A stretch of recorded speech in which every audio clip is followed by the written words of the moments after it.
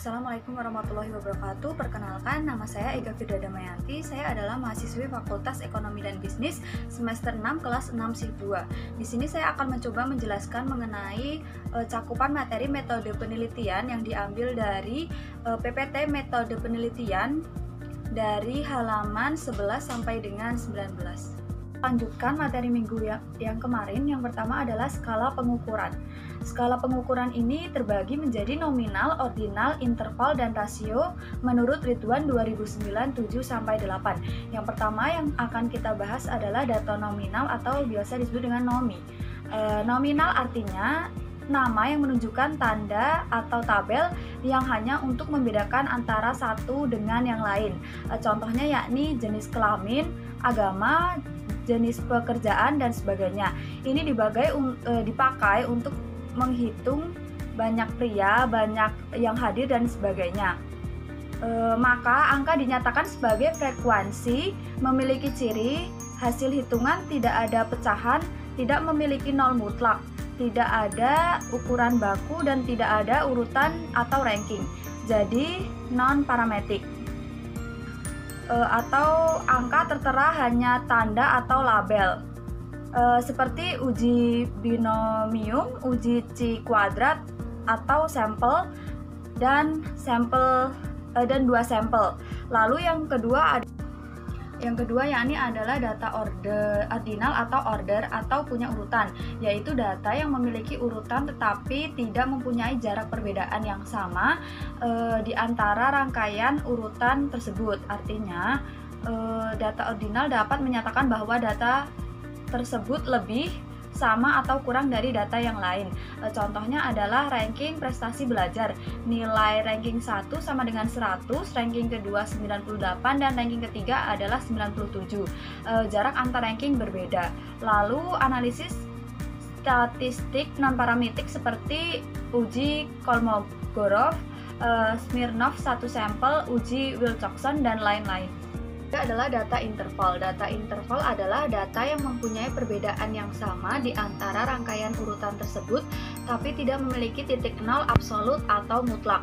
Contohnya adalah data tes hasil belajar diberikan angka 4, 5, 6, 7, 8, 9, dan seterusnya. Jaraknya sama. Lalu analisis statistik parametrik diantaranya adalah uji T 2 sampel, uji Innova, uji Innova 1 jalur dan 2 jalur, uji regresi. Lalu selanjutnya ada data rasio. Data rasio yaitu data yang merupakan data yang banyak dipakai di ilmu eksakta daripada sosial. Lalu bisa menunjukkan adanya perbedaan tingkat jarak dan bisa diperbandingkan dan mempunyai titik nol absolut atau mutlak. Contohnya adalah, baik, kita masuk pada contohnya. Contoh dari data rasio yakni suhu 20 derajat Celcius setengah dari suhu 40 derajat Celcius, yakni statistik parametrik. Baik, selanjutnya ada sumber data. Sumber data yaitu pengumpulan data bisa dilakukan melalui beberapa media. Yang pertama adalah wawancara atau angket. Wawancara atau angket ini berasal dari responden atau orang yang merespon atau menjawab pertanyaan dari peneliti tersebut. Lalu yang kedua ada populasi. Populasi itu adalah responden. Selanjutnya ada sampel atau sampling. Respondennya ditentukan tidak semua, jadi hanya sebagian saja. Lalu selanjutnya ada observasi atau pengamatan secara langsung. Baik, selanjutnya kita masuk ke data panel. Data panel, data cross section merupakan data yang dikumpulkan dalam satu waktu terhadap banyak individu. Sedangkan data time series ini data yang dikumpulkan dari waktu ke waktu terhadap suatu individu. Perbedaannya yakni kalau cross section ini untuk satu waktu saja ke banyak individu sekaligus, lalu untuk time series ini dari waktu ke waktu tapi terhadap suatu individu saja. Lalu data panel ini dikumpulkan dari gabungan antara cross section dan time series.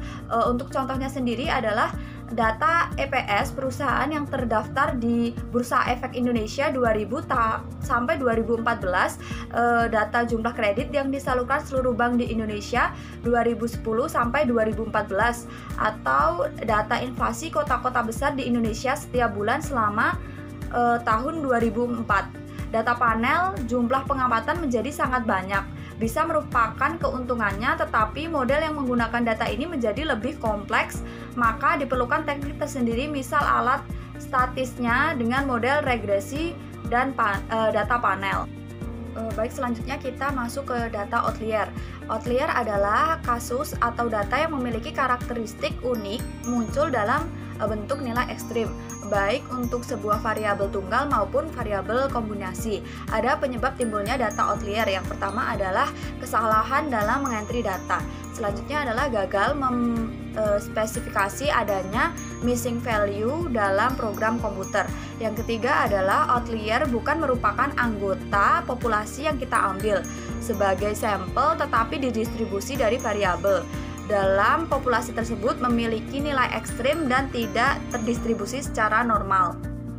Deteksi terhadap univariasi outlier dapat dilakukan dengan menentukan nilai batas yang akan dikategorikan sebagai data outlier, yaitu dengan cara mengkonversi nilai data ke dalam skor standarisasi atau yang biasa disebut dengan z-score yang memiliki nilai min atau rata-rata sama dengan 0 dan standar deviasi sama dengan 1.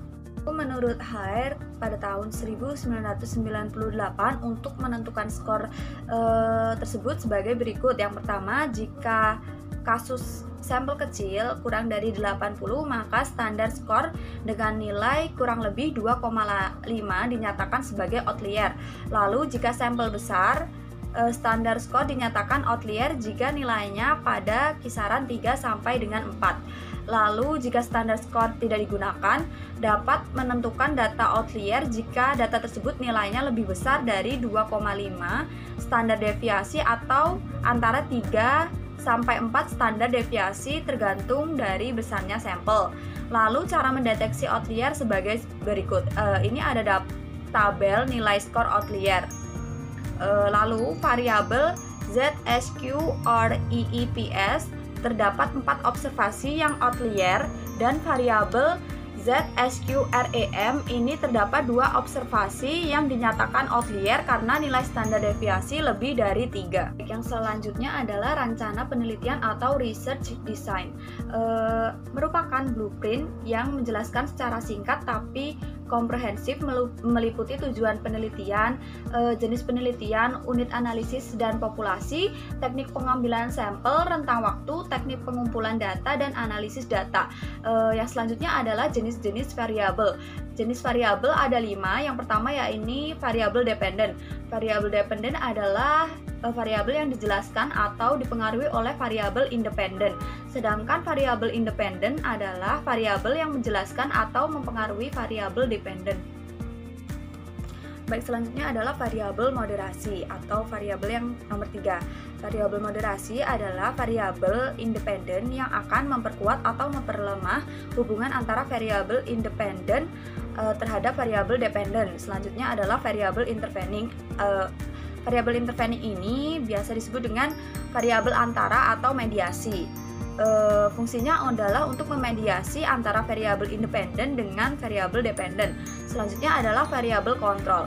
Variabel kontrol ini didefinisikan sebagai variabel yang dikendalikan atau dibuat konstan sehingga mempengaruhi variabel independen terhadap dependen, tidak dipengaruhi faktor lain yang tidak diteliti.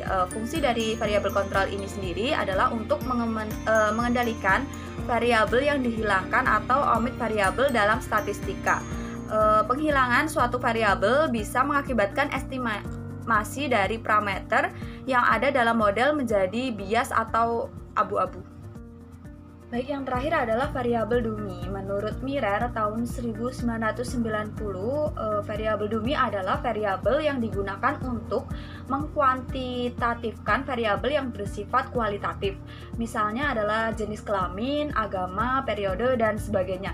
Jika variabel independen berukuran kategori atau dikotomi, maka dalam model regresi variabel tersebut harus dinyatakan sebagai variabel dummy dengan memberikan kode 0 atau disebut dengan exclude group atau 1 include group. variabel Dumi ini dapat diinterpretasikan apabila variabel Dumi secara statistik koefisien Dumi signifikan. Apabila variabel Dumi digunakan pada yang pertama adalah variabel independen, maka alat statistiknya yakni regresi panel. Selanjutnya jika variabel dependen, maka alat statistiknya adalah regresi logistik. Saya rasa cukup apa yang saya paparkan pada kesempatan kali ini. Apabila ada kesalahan kata atau penyebutan, maka mohon maaf yang sedalam-dalamnya. Wabillahi taufiq wal hidayah. Wassalamualaikum warahmatullahi wabarakatuh.